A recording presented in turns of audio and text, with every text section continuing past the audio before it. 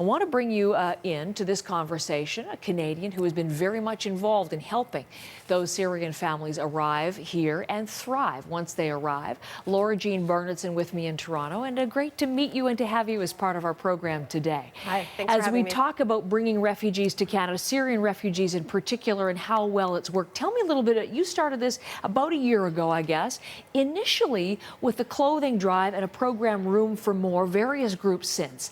But in those initial days of your involvement, tell me how Canadians responded.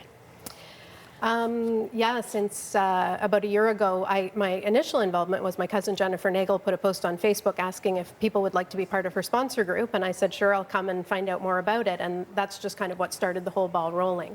The response has been amazing. That initial group grew to many more people than what it started with. People just are willing to pitch in. The clothing drive was just a huge Yeah, we're looking at thing. pictures of Oh, this. gosh. So tell me about this. You thought you'd get a couple of boxes worth, didn't you? Well, exactly. The goal was really to raise or collect clothing just for the family of 6 that I was sponsoring, that original family, and it blew up into this huge community initiative with hundreds of volunteers, like way bigger than any of us had expected. It was just amazing. And since then, I've been contacted, since the publicity of that, I've been contacted by refugees through Facebook asking for help. So now I'm on my second fundraising campaign for a family.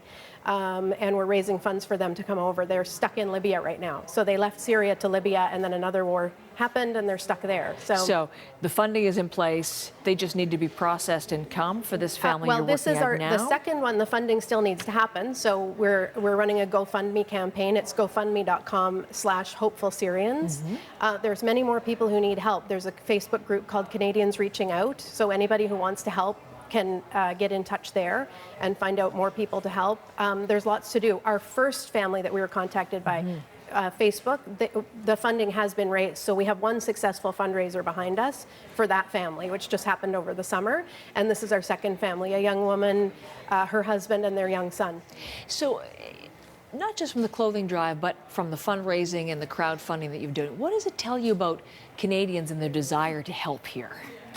It is an amazing way to live my life, to be surrounded by people who just want to help. Every time I put something out on Facebook, I just launched this yesterday in a bigger way, this campaign for Noor, and somebody who's connected with the CBC got me here.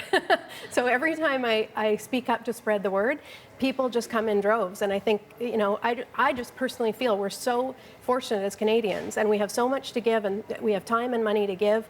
Someone watching right now could write us a check for the entire $20,000, and we could start the paperwork for this family. People have money and time and resources here, and those people need help.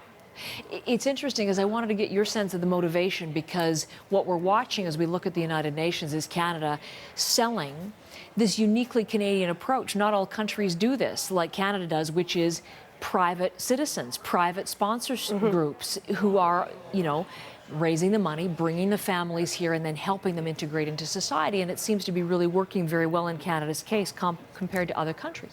So do you think this is a good model for Canada to share with the rest of the world? Obviously, yeah, I love it. I think it's a cliche to say it's so rewarding to help others. It literally is. It's just it makes my first world problems fade to minuscule compared to this, these projects I get involved with that are bigger than myself.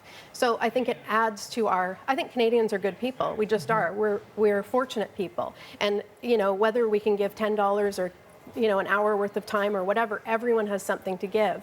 And the act of giving in itself is you just get paid back. It's true. And what about in terms of making for a more successful resettlement on the part of the refugees, having Canadians involved, invested in, and also, watching over for that first year? Do you think that makes for a more successful integration?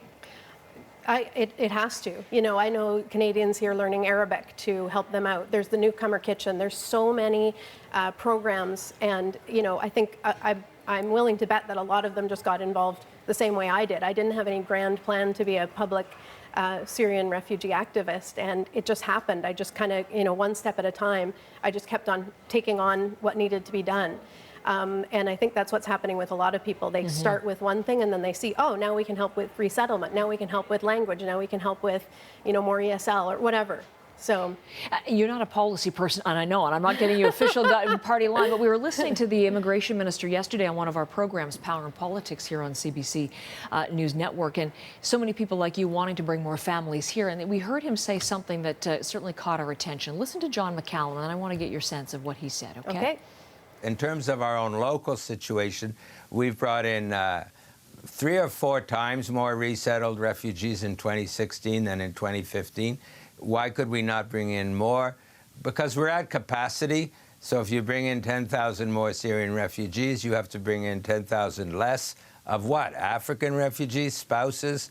We're at our limit. We couldn't do more. I regret that, but that's the facts. So listening to him yesterday, I mean, there are so many crisis situations in the world and so many people in the world who could use Canada's help. Canada has sort of a fixed number of 300,000 approx permanent residents for this year. So at capacity, we can't do more. Do you worry when you hear him say that? Yes and no, I guess. I just think we can. So I think we will. I think we'll find a way. Maybe not today. If, you know, I get that. I get it. I get how, you know, policy works and everything else. But I think that when we keep on pushing that there is a need and we keep on finding a way, I think something will open up. Really a pleasure to have you in. Thank you very much. Thank you. Doing